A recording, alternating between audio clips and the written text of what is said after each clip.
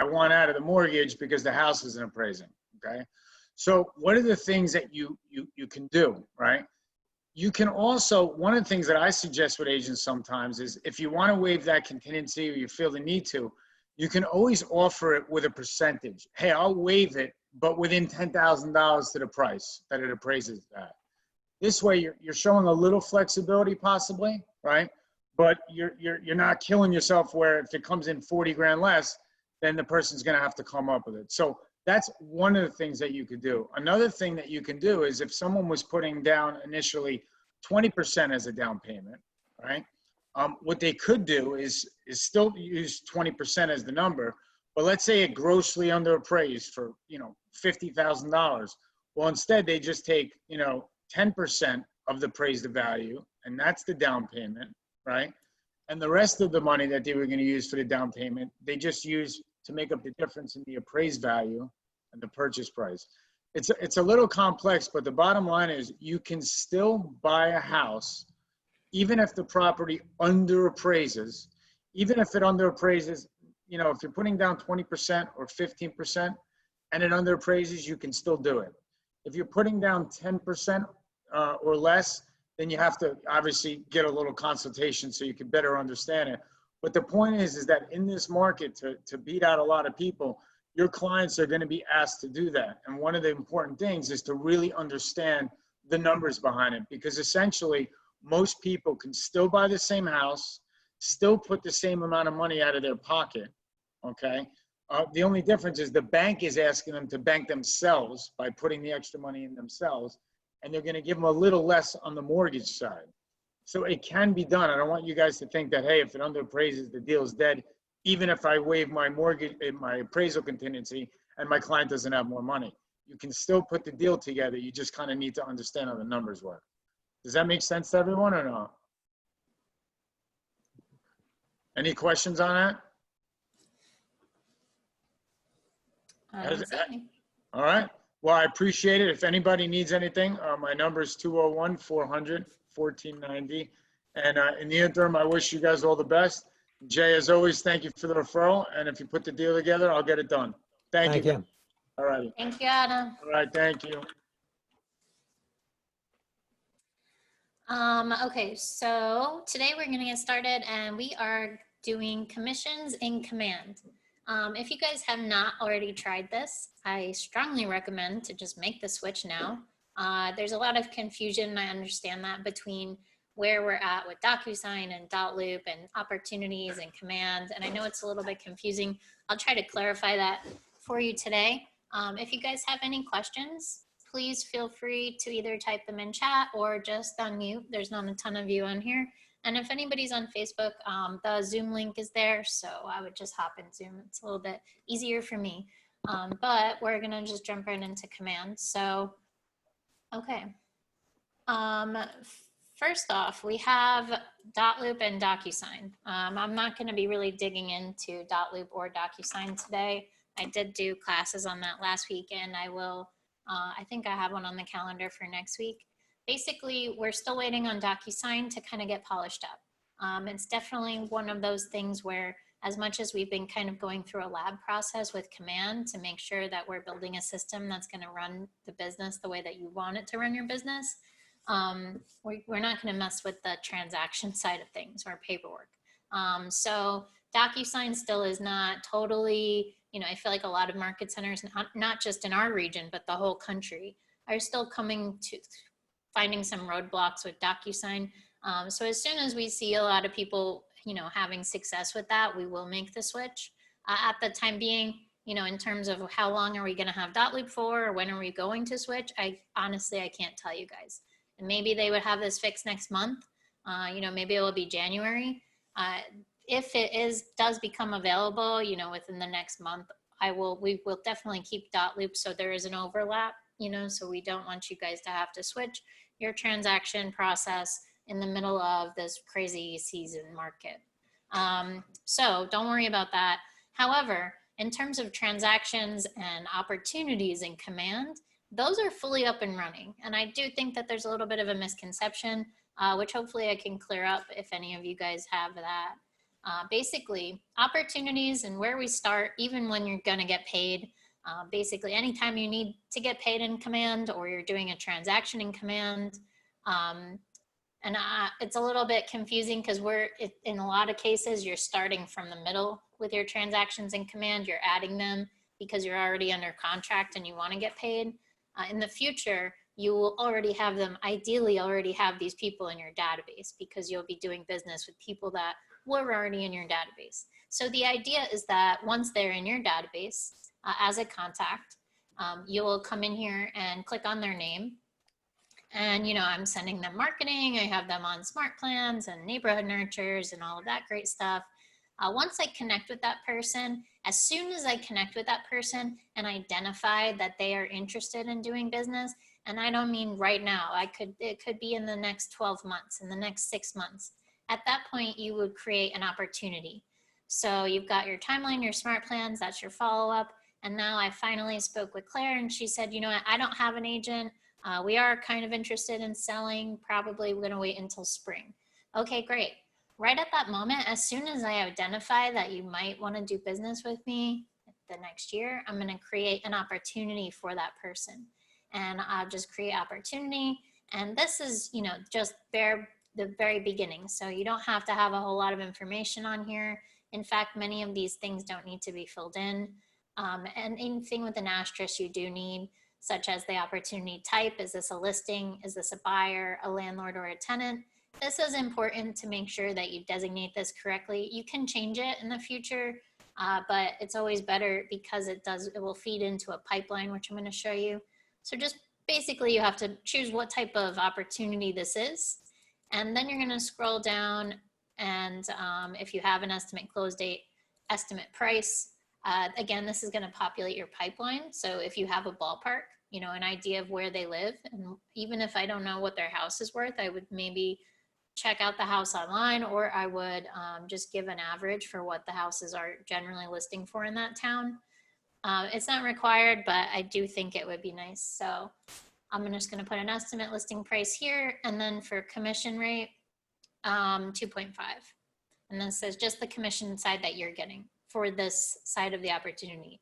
If you had a dual transaction opportunity where you're going to be listing and also working with them as a buyer, that's 2 opportunities that you're going to be creating. So I would start one as the listing, and then I would go in and initiate one for the buy side. In terms of phase and stage, not really significant at this moment. And then I'll go ahead and create that opportunity. And I can close this. I don't even need to worry about this right now. So now I have the opportunity created, and you can find that right here. So if I were to click on this, it would open up the opportunity folder, which is essentially your transaction folder. Or I could go into my opportunity pipeline, and I would see now that I have a new opportunity that I've added for Claire, which is probably in here. Yep. So if I click on this, that's going to open up the folder. Takes you to the same place. Through the opportunity pipeline, these are your little folders. And honestly, this is my favorite part about Command, is the way that they've handled the transaction management. And I'm really looking forward to really moving our whole transaction process into here. But basically, these are your folders, and you can move them through. So you move them through your pipeline, you move them up. Like we'll say that she's, you know, ready to go active. Now I have her in my active pipeline. And when I click on this, it's going to open up the folder where all of my transaction details will be found. So again, I just clicked on that name.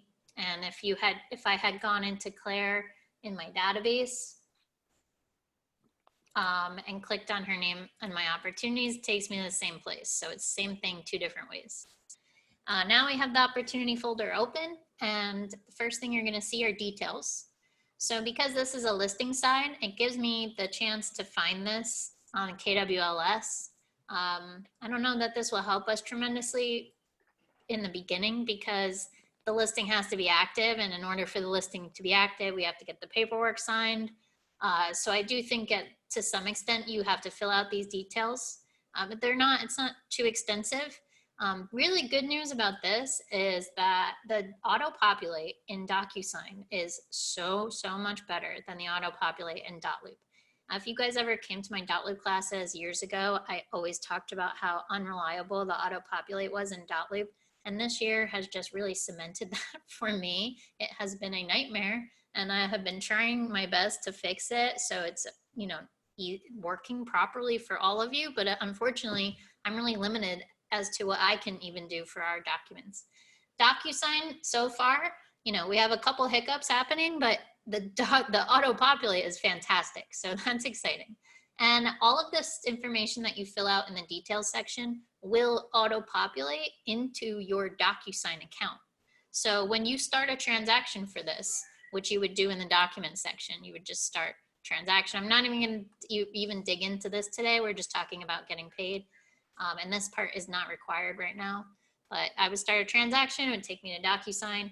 Anything that I have in here detail-wise will populate into DocuSign and will populate the forms. The reason I'm telling you guys that is it is worthwhile to fill out these details. On .loop, there's a detail page, and I used to actually recommend not even to use it because it didn't really do anything. Then the next tab you have here is your seller profile. So the seller profile, this is optional, not required to get paid by any means, but it's a nice feature. Basically, if Claire had my mobile app installed on her phone and she registered, so she signed up and was using my app, I would be able to check off, because within those apps, there's guides built in on the bottom. There's a selling guide and a buying guide, and those guides are interactive.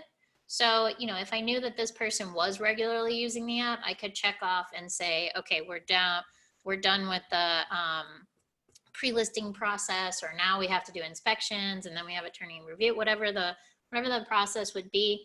You can check that off so your clients can see where they're at in the transaction and what else they have left to accomplish. That's just a nice feature for your clients, not necessary to get paid. The documents tab. So the documents, this is where we will eventually be checking our compliance, in the sense these are placeholders. So what we will need to do eventually is start the transaction, which will take you into a DocuSign room, enable you to get your forms, share them for signatures, and then you'll pull them back into here. And by pulling them back into here, it's actually quite simple. I'm gonna go in and actually open up a different opportunity that I played around with a bit just to show you what I'm talking about. Go into Sally. So if I go into documents, if I wanted to attach files here, I don't have to download them from DocuSign. I would just be able to click DocuSign, and it would show me all of the forms I have in Sally's DocuSign folder. So it's really easy to match them. You're just basically saying, okay, this is the listing agreement, this is dual agency, this is CIS. And then when you're done, it'll upload a PDF here for you. If you're not using DocuSign, then you can just upload PDFs yourself into this section. But regardless, we're not using this yet. Well, when I say we, I'm saying Ridgewood and most of BCP. Woodcliff Lake actually does do compliance through command. So if you guys are in Woodcliff Lake, please understand that Joanne and Ellie are checking compliance in opportunities. So for everybody else, we're not requiring this as of yet. You still would do all of your paperwork in DocuSign. And if you want to put it in here, I would actually recommend that. You do have to download it and upload it. But these folders, you're never going to lose. KW is never going to get rid of command. You know, where DocuSign or .loop and DocuSign, for .loop, we have to find a way to move all that stuff over. So it's a good idea, but not required. Then you have the offer section. So the offer section, this is required. So if we're just on like fast track to getting paid, let's say you haven't used command, you have somebody under contract, you don't want to do another green sheet ever, which I don't blame you. How do you get paid? You would add someone to your database, create the opportunity, and then skip right to the offer section, because we skipped all that other stuff. We don't need it. So at the offer section, you do have to put in one offer. And if I look at Claire here, she doesn't have any. So you'll notice the commission tab is grayed out and I can't click on it. So I would need to add an offer. And if this is a listing, one of the cool things is you can actually document multiple offers that you might want to share with your clients. If it's a buyer, I don't see that it would be super valuable to put in every offer that you make. for that buyer, but that is of course up to you. It's not required. What's required is to have at least the offer that's being accepted for either any type of transaction needs to be put in here in order for you to move through to commissions. So we'll say that this is initial offer would be fine. Accepting offer, whatever you guys want to call it, this is for your records. And then create the offer and basic info here. We need offer date. So I'm going to say that the offer date is today, estimate close date, and then I'll go to parties. So I'm going to click next, and you'll notice that most of these fields don't have asterisks. So I don't see that you guys, we're not going to force you to fill all of this out. Again, it's nice for your records, but really you just need the other client's name and the other agent's name. So I'm going to just plug those in, and it's already pulled in my client's information as well as my own. And then I'll go to terms. Again, on here, most of this is optional. The only thing that you really need is the first line. So cash, finance, and sale price. We don't do escrow, and option fee, termination option, seller cost. If that's applicable, you can include that here, but if not, then you can leave it blank. So I'm just going to plug in, she's putting 20,000 down, financing, not 5 million. We'll get there soon, Claire, don't worry. We'll plug in and then go to agent analysis. So as you can see, this is pretty easy information. It's not extensive to fill out. Agent analysis, pros and cons. This is if you were to be sharing this with your client. And I'm going to show you what I mean by that. But a pro would be they're paying cash, or that they were pre-approved, or whatever that may be. A con, there's a contingency, or whatever you might consider a bad thing, and then a summary. This is all, again, optional. So in the sense that we're just trying to get paid right now, you don't need to plug in pros and cons. You already accepted this offer. So then you're going to hit save, and it's going to put that offer in your section. Now, before I hit accept and move on, I just want to show you what I mean with the multiple offer situation. So over here in Sally, you can see that I have like 8 or 9 offers that I've plugged in just as demo, test data. Now, if I wanted to, I could actually share this report with my clients. So especially now, I know a lot of you guys are dealing with multiple offer situations more than you usually would. And for a listing side, it gets confusing. And I know many agents who actually maintain or create spreadsheets that they share with their clients to kind of keep track of all these offers. So if I were to plug them each in one by one, just like what we did here, then you have the ability to select all or select whichever ones you want and hit this one button. You just hit compare. It makes the spreadsheet for you. So nice. And it will give you all of your information here, termination, option fee, summary, pros, cons, pre-approved, all that great stuff. And then even easier, I could either download this and email it or share it or print it, or you could just email right here. There's a button, email the offer, and it lets me send it. It actually pulls in my client's email for me too. So it's super easy. Yeah, it is. It's amazing. I love this. And that's what I said, like in terms of the transaction side of things, Command is amazing. If a deal falls apart, how do we delete or archive? So that would be the whole opportunity. So the whole transaction falls apart. You would ideally, actually in the detail section, if you had this deal and for some reason it fell apart and you lost the transaction, you would technically come to details and click on lost opportunity. And the reason for that is the system is going to be really heavily tracking you guys, not by like Big Brother standards. I mean, like they're going to be tracking you so you can see what your business actually looks like, what your patterns are. How many deals did you lose? How long does it take you to convert things? Blah blah blah. So if you really lost the deal, you should be honest and come in here and say lost. However, if you're just playing around with these, you can actually just come into your pipeline and archive an opportunity this way. And that's what I would do if it was just a test or just something that I had extra or I did it the wrong way and I need to restart. I wouldn't want to put lost opportunity because you don't want to mess up your tracking. And by that, I mean, like maybe it doesn't make a big difference right now, but a year from now, 2 years from now, 3 years from now, it's sort of like Amazon, like Amazon and Netflix is a great example. Like Netflix, when I first got Netflix, and I'm sure you guys can relate, I would log in and you just see like everything you could imagine. Like it's all over the place. There's kids movies, there's rom-coms, you got every kind of category. And then as you use that account more and more, it starts to like narrow things down for you. So like now mine is like very much, if you were to see my Netflix account, you guys would learn a lot about me because it's literally all I watch and there's nothing else recommended. And that's sort of how the command is going to work as well. And I don't mean it's going to hide information from you, but it's going to be 5 years from now, you don't want to have all these lost opportunities or archived opportunities that are going to mess up like your year over year data that you might be interested in having. So, you know, I'm kind of getting ahead of myself, but I'm excited for that stuff. So you're either going to archive the opportunity or mark it as lost. And again, I just want to show you really quick, like in Sally, I went in offers, I added multiple offers in here and select all and compare. I definitely use that. I think that's awesome. And again, even if you're not putting your documents in here, you can still utilize this, still utilize the opportunities, and you still should be utilizing your pipeline and the commissions. It's tremendously easier than a green sheet.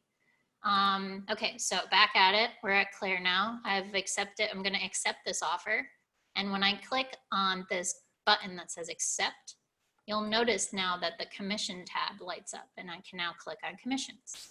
So I have click commissions and I have to just follow along. You know, this is it. This is all the information. Much easier, much more simplistic than a green sheet.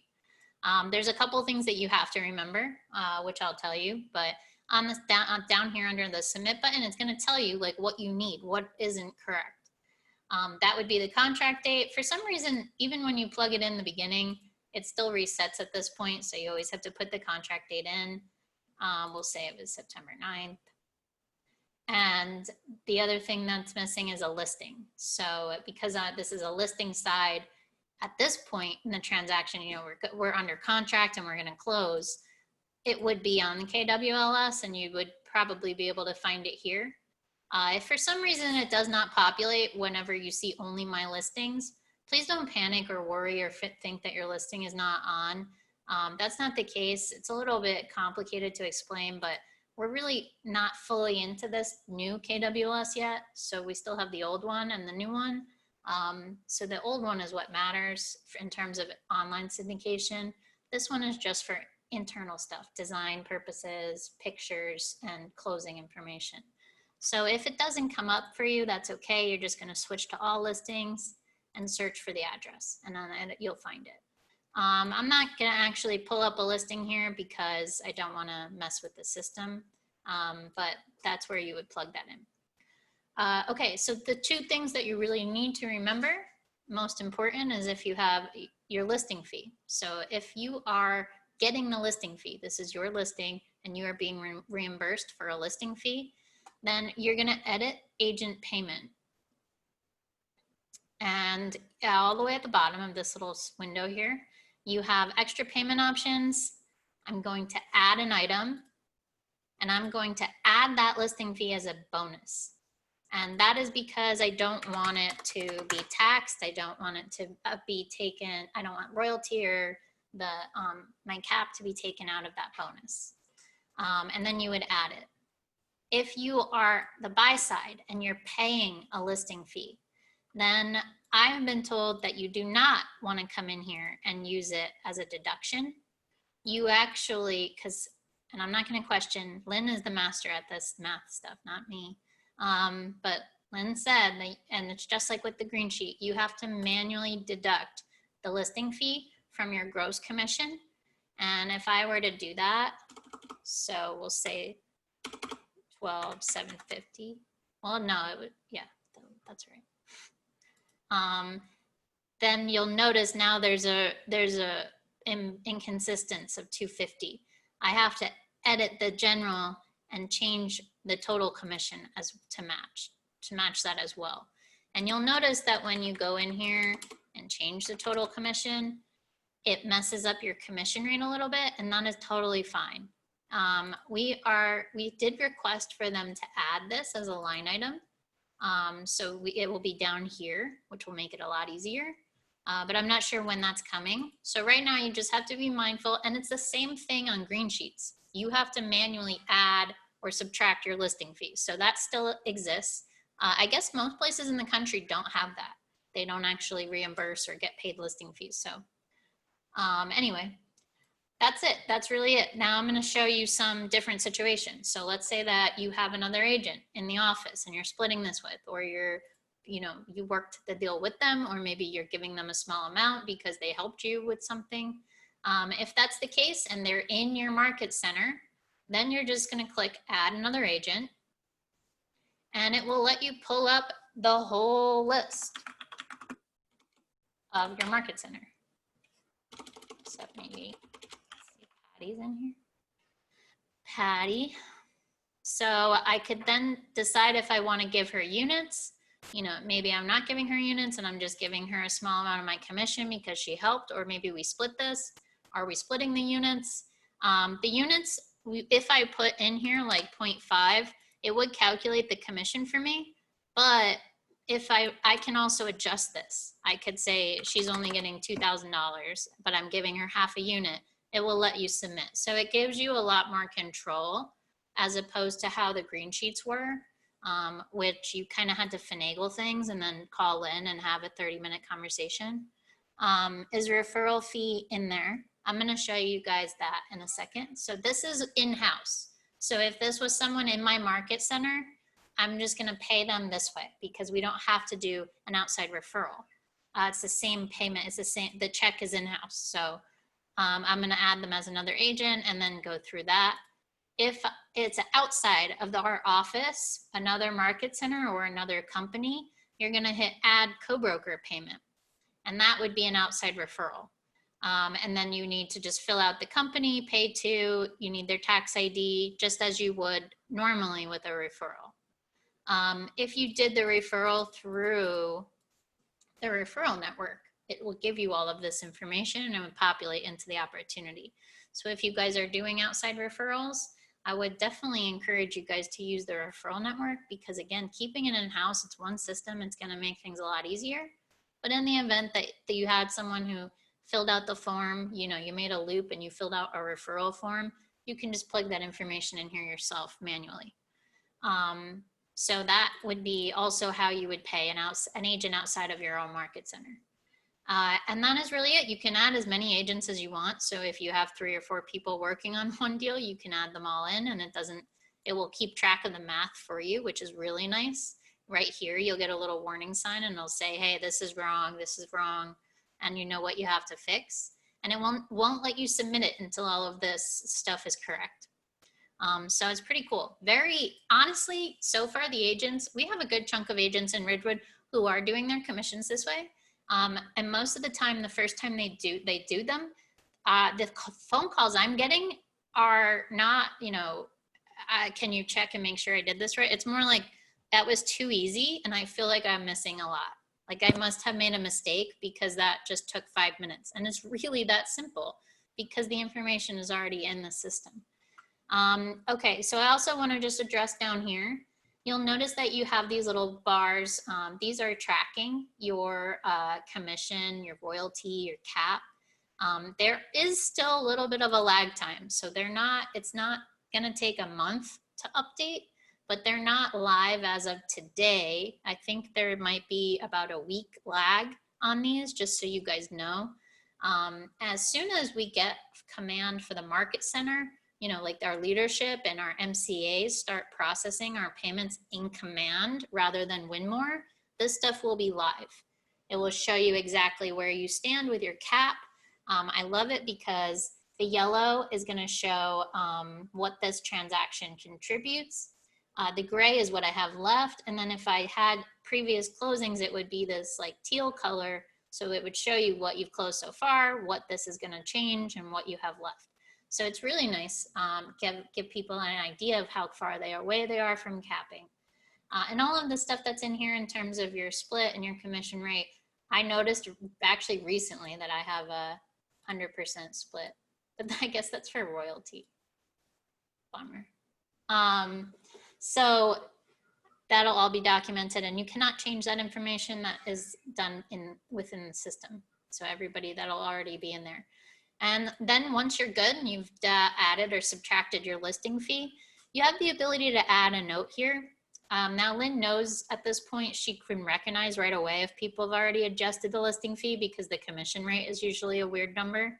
But I still like to just leave a note and let her know that I either added or subtracted the listing fee just to save Lynn some time from double checking. And if you forget, you know, no big deal, but just trying to make Lynn's job a little bit easier. And then once you add that note or, you know, put in any special information that she might need to know, then you would just hit submit and you're good to go. It's a really easy process. And I really encourage you guys to try it if you haven't already. And just really quick to recap, you add them to your database. So I would add that contact to my database. And this is the fast version. So we're not talking about they're in my database, I'm farming them, I'm cultivating them, and I'm working a whole transaction.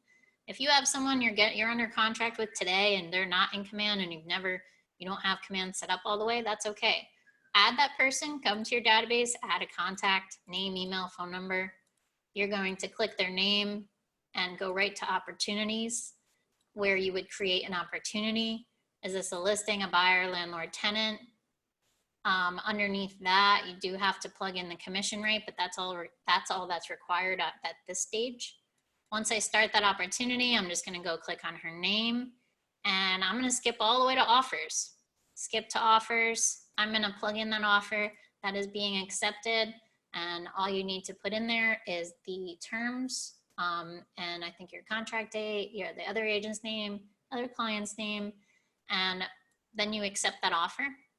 Once you accept the offer, you go into commissions and you're just going to make sure that you add or subtract your listing fee manually. If it is if you're getting the listing fee, you're going to add it as a bonus for yourself. And if you're paying the listing fee, you're going to deduct it manually from total and gross commission. If this is a listing, make sure you pull a listing from KWLS. And if you do that, actually, most of this stuff populates, which is awesome. And then once you're done, you're good to go and you're going to hit submit. Yeah, I did record this one and then I'm going to have us upload it today or later today or tomorrow. So thank you guys. Any questions? It's easy. So easy. I don't even think I was capable of teaching green sheets. Lynn always had to do it because it was so particular. I'm so excited that the auto-populate thing is going to be better than dot loop. Me too. I thought it was me, and I was embarrassed to say anything. Like, I don't know what I'm doing wrong, but this thing is killing me. I'm glad you said that. It's not just you, and I'm sorry. It was horrible. I feel terrible because I wish I could fix it, and I've tried many times, and it's just becoming. Every time I fix one thing, like it throws something else off, and it's just, you know, I've had dot loop involved, so I'm sorry that dot loop is. They got sold this year. They actually made that switch to the Z word. And I've noticed a big change in the way that their process, the back end of their systems work. So I was so afraid to learn something new because like command, I am not tech savvy. So command is like a struggle for me. So I was afraid to learn this, but it seems like once you learn it, it's cutting out 5 steps from the old way. It really is. And you have to understand there's a lot in command that isn't absolutely necessary. You leverage that stuff in terms of social media and the designs and your website and, you know, the reporting tools, even the referral network. All of that stuff is not essential for you to run your business. It's just nice additions because those were all programs that we provided as separate programs. You know, previously each one of those tabs was a separate login, a whole different account and subscription for you. So it's nice that they're all in one spot, but really in terms of command, all that matters is your database and your pipeline, your opportunities, and the transaction side of things. That's like the meat and potatoes, if you will, which is what Larry Gruber calls it. So I would jump into it. Like the transaction side is easy. It makes sense. It's not technical. In fact, for me, this is a lot more like MCA, you know, kind of thing. This isn't tech. You don't need to be a tech wizard to do any of this. So definitely try it out. If you guys have questions when you're doing this, don't hesitate to reach out to me. I'm happy to answer questions. But honestly, just make one for yourself, make one for your dog. I have like my fish in here, you know, like all my friends. So go and play with it. Just don't have to submit it, but you can just play around and see how it works. And I guarantee it is so much easier than green sheets. We have agents who close a lot of volume every year who still are like, you know, struggle with green sheets because they're so complicated. Elisa, Jason? if you're working with another agent on a transaction, will they already see this when you put them in? Not necessarily, because so that's a good question. If it's both in-house, it's not like green sheets in the sense that each side has to have its own opportunity. So on a green sheet, you could do the buy side and the sell side on one green sheet. So you only had to have one agent do the green sheet, where here you have to have an opportunity for the buy side and you have to have an opportunity for the sell side. So in most cases, you'll just be doing your own side. In the event that you have dual, you're gonna do two of these, which actually is better to keep it separate. I know it's maybe a little bit of an extra step, but you're getting 2 paychecks, so. Thank you. Yeah, Jason? Jason, your hand? If you're calling me Jay, or if you're calling Jason, it's really just Jay. No, Jason Shagwa has raised Oh, his no, hand. I didn't, okay, And it thank says you. he's unmuted, but I can't hear you. You're having mic issues. If you want to email me or type in chat.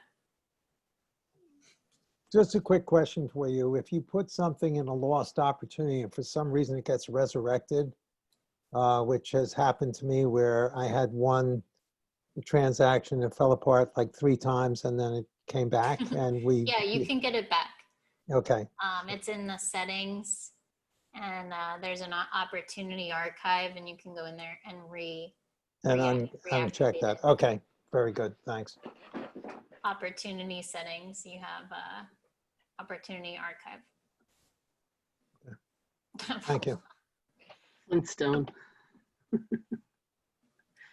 Jason. No, still can't hear you. I'm sorry.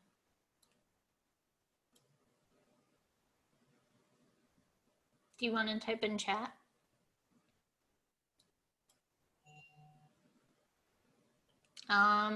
So yeah, I mean, like I said, it is easy peasy. And it's also nice because, you know, this will be all reflected within the reporting tools. And I'm not even gonna, I haven't even really dug into all of this yet, but it's cool because you'll be able to track and really see all the statements that you've submitted. All right, Jason, try again. Did he leave? I just let him back in. I'm looking on the list of participants and he's not there. Now he's back. He's in. Oh, now he is. Yeah, got it. Can you hear me now? Yeah, I can hear you. Yeah, sorry. When people call in, I have my Bluetooth in. Sometimes it doesn't work. Anyway, so thank you very much. This is always amazing to join in and do these great things. Just want a quick question about so it's not total commission. You had said that if you wanted to add or subtract, is it the same way? You just type in the number, so this way it changes the percentage? Yeah. Okay, So you're not worried about the percentage. You're just really worried about the numbers. So you can start off with the percentage and then change it as it. Exactly. Okay. Just wanted to make sure you're not changing the percentage. You start out with the percentage at 2.5, right. And then once you go in and actually change the numbers, it might. I'm just letting you know that if you notice the percent change, the percent is not the problem. We want to just make sure the numbers are accurate. Right, and so there's no spot to add a bonus or anything. It literally just comes from the total commission, whether it's buying or selling. Bonus is, there is a spot. So if it's a bonus, you're going to edit agent payment, and you're going to go down to the bottom and add a bonus. And there is deduction in there as well. But I have been told from the MCAs, and I'm not going to question them on this, they said you do not want to do this as a deduction. Only add it. So if it's your listing, you come in, you add yourself as a bonus. It's easy. It'll adjust. It won't be taken out from your royalty or your split. However, if it's your buyer, you have to manually deduct the listing fee from your gross commission and the total commission. Okay, so definitely add the bonus if it's the listing side. Thank you. I knew there was something and I missed it. And I was like, okay, yeah, that's it. It's bonus if it's a listing, and if it's your buyer, it's a manual deduction. Okay, thank you for that clarification. Yeah, no problem. All right, guys. Well, thank you so much. If again, try it out. And if you have questions, don't hesitate to reach out to me. And I'll Thank see you, Elise. This was great. Awesome. Thank you. Good. I'm glad it was helpful. I hope you guys all have a great day. Yeah, thank you Thanks, very you much. too. Bye-bye. Take care. Thank you. Bye-bye.